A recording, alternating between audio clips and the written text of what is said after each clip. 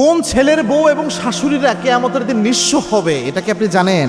রাসূল 1450 বছর আগে হাদিসে জানিয়েছেন যে এক ধরনের ব্যক্তি রয়েছে যারা কিয়ামতে সবচেয়ে নিঃস্ব। এটার মধ্যে অনেক শাশুড়িও পড়বে, ছেলের বউ পড়ে যাবে। এটা পারিবারিক ব্যবস্থা এখন সবচেয়ে জরুরি। আল্লাহর হাবিব 1450 বছর আগে জানিয়েছেন, আতাদরুনা মানিল মুফলিস, তোমরা কি জানো নাকি সবচেয়ে নিঃস্ব ব্যক্তিকে?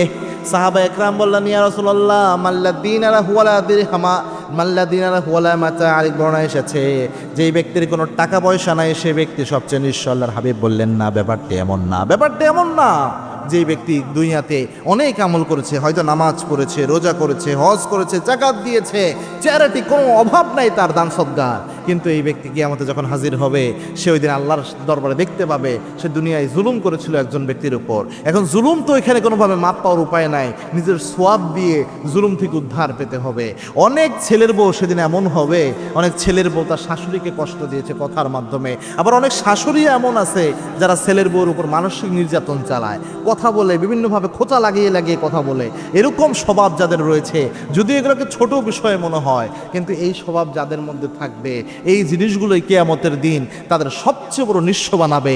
একজন আরেকজনের উপর জুলুম করলে নিজের সব সওয়াব আরেকজনকে দিয়ে তার জাহান্নামী হতে হবে। এটা হবে সবচেয়ে নিঃস্ব অবস্থা।